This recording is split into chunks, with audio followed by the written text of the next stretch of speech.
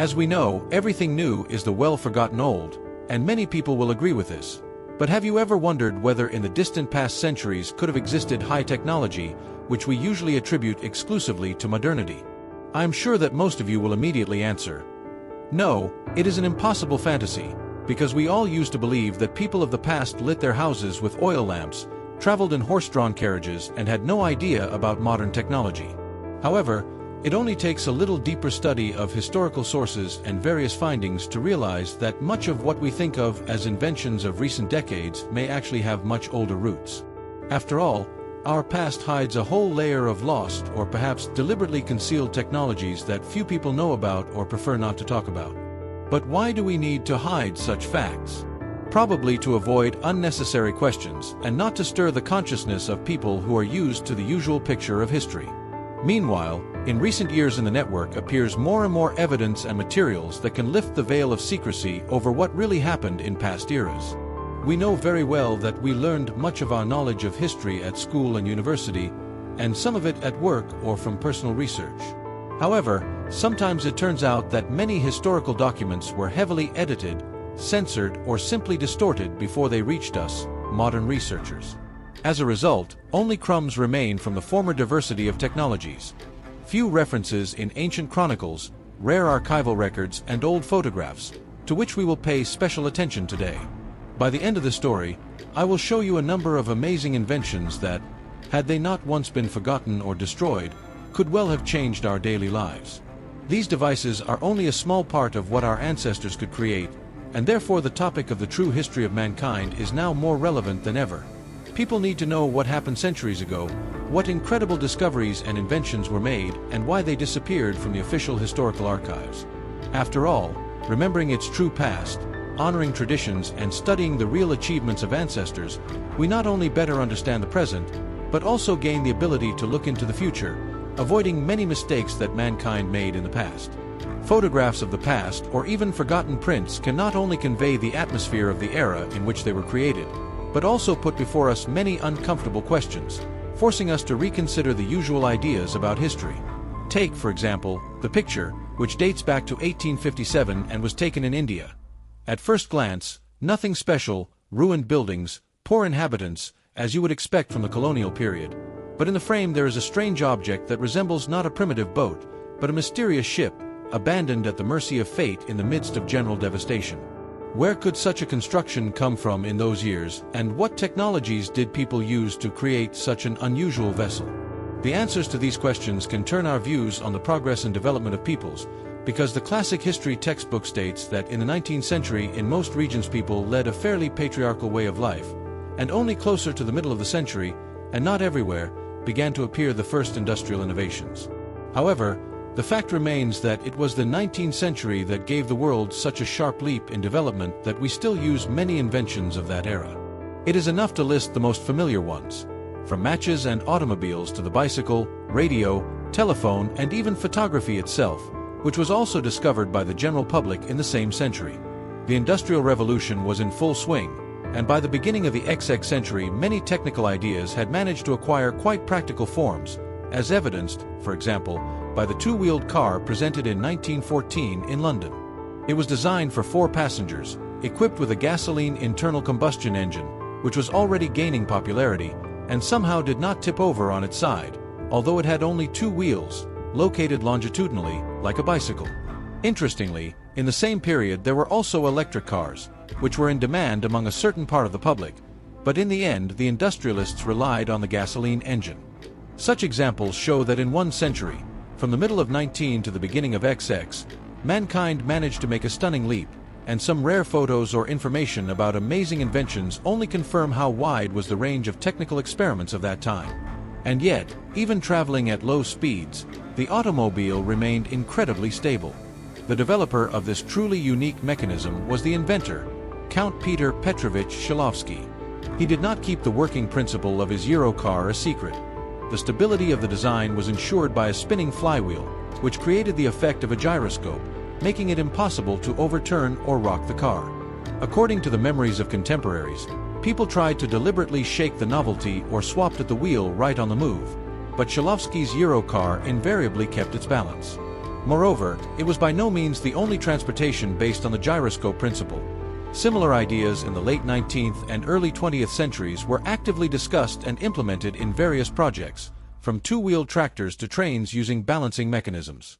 Nevertheless, despite the outstanding ingenuity, such transportation remained exotic. Europe was just establishing mass production of vehicles that moved without horse-drawn carriages, and considered more promising the classic four-wheeled car with an internal combustion engine. However, as the magazine Aero and Automobile Life wrote, passers-by were particularly delighted by the fact that Shklovsky's baby carriage did not lose its balance even at the slowest speed, and the inventor himself drove as slowly as possible to demonstrate that the stability of his car did not depend on the speed of travel. The inventor patented his Eurocar system in both England and the Russian Empire, and planned to roll out production of the cars in both markets at once. However, when the First World War broke out, followed by the October Revolution, all of Count Shklovsky's plans collapsed. Political instability and social changes left no room for bold scientific ideas. The Count left England and lived for some time in Soviet Russia, where at first the authorities even showed interest in his developments and allocated funds for the creation of a steam locomotive with a similar gyroscopic device. However, for reasons that are not entirely clear, the Count soon had to leave the country again and return to Great Britain, where he died after World War II, finding himself in very constrained circumstances. Interestingly, the first working sample of the Hermobile, as Shklovsky's brainchild was called, was safely hidden underground during the war, so that it would not be destroyed by bombing or scrapped. In 1938, this unique car was dug out and even restored, after which it stood in the museum of the Volsol plant for 10 years, serving as a vivid demonstration of the unconventional way of transport development. Alas, after a while they came to the conclusion that the car has no serious practical value for the modern automobile industry, and in the end it was scrapped. This is how the history of an unusual invention with a gasoline engine, which could change the future of the automotive industry, was cut short. But what is really striking is the fact that, in parallel with the development of internal combustion engines in the early 20th century, electric cars actively existed. Contrary to popular belief, it was electric cars that often dominated the roads and competitions, as they did not need to carry a supply of fuel, and their operation did not depend on oil supplies. If you dig deeper, it turns out that many of today's technological solutions that are passed off as innovations were actually known long before our great-grandparents were born. For example, the breakthrough of the decade in the XXI century is considered to be the Tesla electric car, which has already firmly entered our lives, and on the streets of some cities there are even electric buses, gradually replacing the traditional diesel analogs. However, few people know that the first prototype of an electric car appeared before the internal combustion engine itself, and only fierce competition and commercial interests of oil magnates prevented electric cars from dominating the market at the beginning of the last century. Below are a few historical images that clearly demonstrate how advanced the use of electric propulsion was in the past. For example, as early as 1943 there were systems for quick battery replacement on electric cars, which means that not only theoretically, but also in practice people knew how to perform such maintenance and practiced it regularly. In other photos, dated 1917, you can see the process of charging electric cars, and in those years the great inventor Nikola Tesla was still alive. If you are interested in this topic and want to look at the photos themselves, I advise you to check out my Telegram channel. The link will be in the attached comment. I often publish such unique materials there, including a fragment of an article about an electric car that Tesla himself allegedly owned. Many people, having learned about such facts, involuntarily ask themselves, when did the first electric car appear? It turns out that already in 1834 invented the world's first practically usable electric motor, while describing the theoretical basis for the application of electromagnetism for the movement of mechanisms. In other words, everything was ready for the creation of the electric car in the first half of the 19th century. Indeed, in the early 1830s, the exact date has not been preserved, Scottish inventor Robert Anderson built the first working model of an electric car in history. And a big step forward in the development of electric transport occurred in 1859, when the lead-acid battery was invented. Thanks to this relatively cheap and reliable source of energy in Paris, for the first time on the roads went electric tricycle.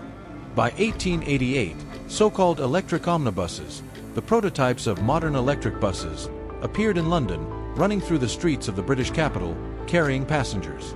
Perhaps it looks surprising even for the current high-tech XXI century because today we for some reason almost never see such equipment.